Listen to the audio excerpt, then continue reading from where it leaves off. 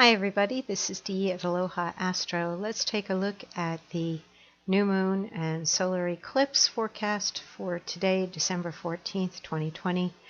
And the actual lunation occurred at 11:17 a.m. Eastern Time. Sorry I'm late, it's been a busy day. Let's take a look at what we have here. The new moon and total solar eclipse in Sagittarius, Monday, December 14th, brings you the opportunity to expand your mind and attract favorable opportunities as the moon and the sun are joined by Mercury in Sagittarius. A go-getting optimism is grounded in self-confidence as the Sagittarius planets are supported by Mars in assertive Aries, but that trine may quicken your pace and enthusiasm to the point where you get ahead of yourself or miss out on the joy of the journey in your eagerness to reach your destination. Sagittarius is ruled by the benevolent planet Jupiter and governs the ninth house of higher education, foreign travel, your brothers and sisters in the world, philosophy, principles, and wisdom, embodying the gathering and sharing of information and experience. Let's scroll a bit more. With pleasure-seeking Venus in seductive Scorpio sextile to Saturn, a planet of mastery, in Sirius Capricorn, smart is sexy, and the more knowledge and expertise you have in a subject, the more interested that potential new lover, employer, or client will be. On the shadow side, Mercury Sun Moon square to Neptune in Pisces can make willfully ignorant or delusional people look ridiculous, and Mars square to Pluto in Capricorn intensifies the risk of physical danger when dealing with either. While under a void of course moon from about 11 a.m. to 11 p.m. and the obscuring energy of eclipse, think before you speak and research before you take action. Aim to be a seeker of truth and a wise leader by example. So today has a lot of quickening and speedy energy at the same time that we want to be cautious and slow down and think and study before we decide. It may also not be the best of times for initiating brand new things today while we're dealing with an eclipse and a void of course moon until this evening. So rest up, read up, think about your plans. Definitely get excited, look out for favorable opportunities, and react and respond when you need to. But this is the type of day where you don't want to do more than you have to do and get in over your head and find yourself running out of time or being too slipshod about the things that you are doing and not completing them properly. So let's take a look at where things are. Don't know why it's here at 2 and I had it on 11. No. Let's get this back up. It's not even on December for me. There we go. December 14th. And now it's doing 2000? I don't think so.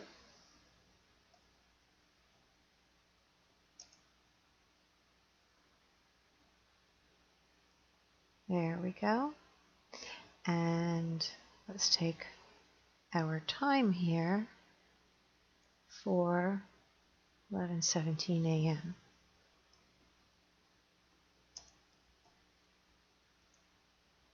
Okay, there we've got that sun and moon at 23 degrees, 8 minutes, 8 minutes.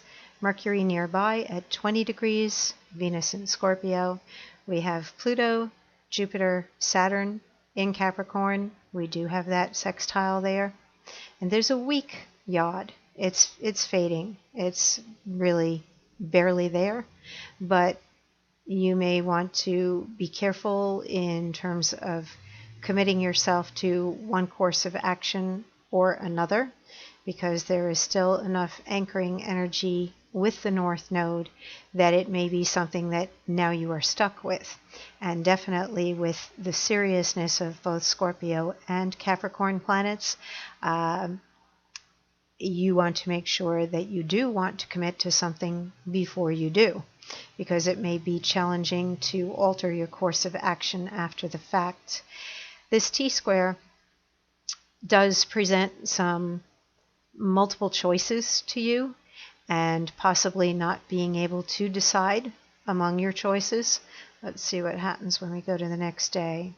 There it begins to break down by the time we get to the 16th, when the moon is further along in Capricorn. We're no longer going to have as strong a T-square going on, and definitely not with the moon anymore. So today, a lot of fantasy, a lot of imagination, a lot of looking at the potential of your dreams and what you would like to happen, but not necessarily clarity or firm decisions. Investigate and do your due diligence before you make up your mind. This is the quickening trine that's got everybody very busy. Mars in Aries wants to just go after things, and Sagittarius, we've got fire energy there, fire energy in Aries, and anything that looks exciting or good is going to be something that you might want to pursue and go after. Again, be sure that that's what you want to do before you jump in full force.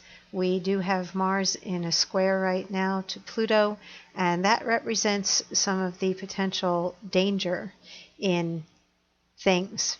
Basically, I think most of the danger comes from ignorance, lack of looking before you leap, or dealing with people who are really just being motivated right now by things like anger and greed. So be careful, because there's some negativity coming from Pluto, which is a planet of power and control and intensity.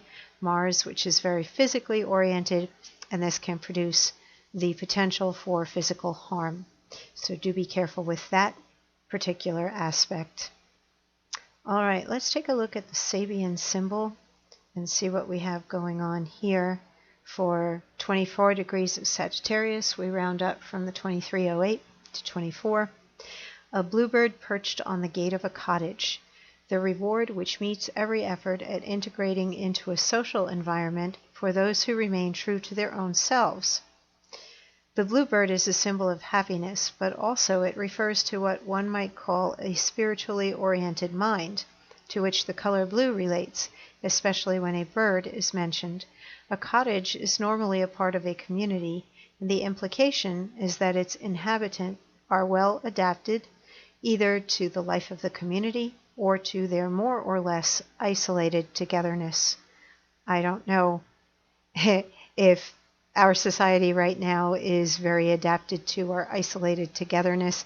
We certainly have learned how to use Zoom more and be more careful in how we gather with others, but I think it's having an effect on people in terms of their mental health.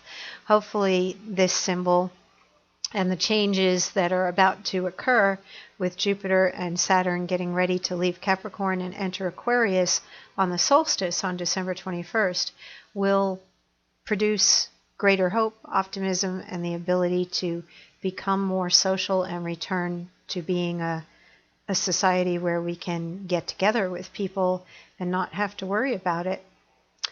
This is a fourth stage symbol, and it suggests that the essential technique for successful living is the development of a consciousness in which peace and happiness dwell. There is also a hint that good fortune is going to bless your life. Of course, the bluebird is a symbol of happiness, and supposedly when you see one, it means that your life will get better. So the gate, that's the entryway. You still have to walk up to the cottage. So what I get out of this is being rewarded for being in integrity, being truthful, being real, rather than lying, being ignorant, being willfully ignorant, and that society as a whole supports or rewards good behavior and treating each other properly.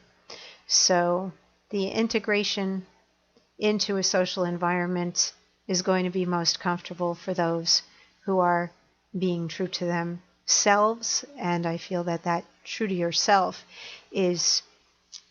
has to do with a basic pure nature, as opposed to something that's going to set you outside of acceptance within the community. The finer qualities of life and the qualities in human nature that support community rather than make one ostracized from the community. So that is the Sabian symbol. Back to what we have going on here. When we get to the solstice, we will have Jupiter and Saturn at 0 degrees of Aquarius, and they are going to be extremely close. And if you go out and look in the sky, you may actually see them appear as one bright star together. I've been watching them every night when I go out and walk, when the sky is clear. They are drawing closer to each other, and very soon, in a week, they're going to be exactly conjunct.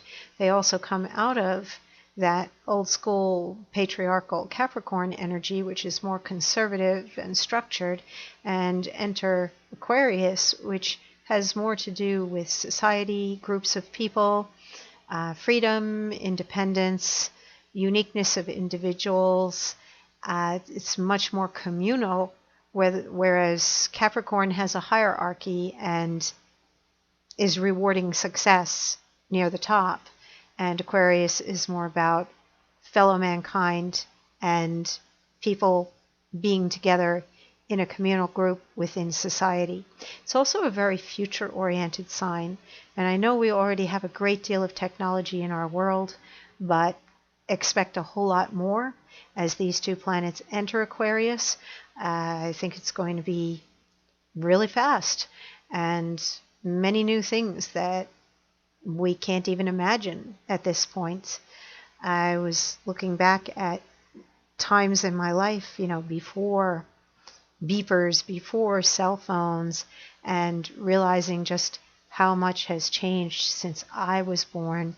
I do feel like this conjunction is going to bring such a growth in terms of how we use technology, and I do think it will be for the betterment of society as a whole.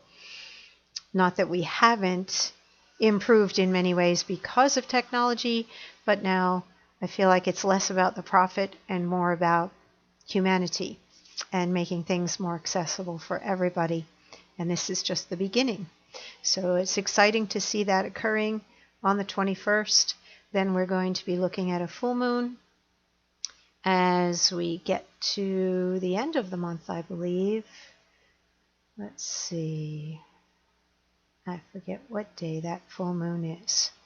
Moon opposing sun. 3 Cancer, 8 Capricorn. Right around the 29th, 30th, we have a full moon. And there's a bug at Planet Watcher where they don't have the 30th and the 31st of December.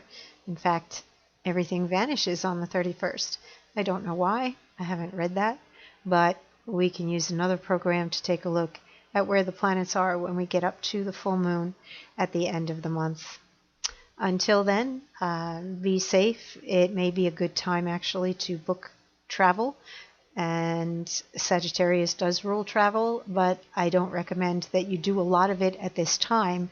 But look at what type of travel bargains there are for you for the months ahead, and perhaps buy your tickets now while you have this new moon occurring in Sagittarius, which does rule long distance, foreign travel.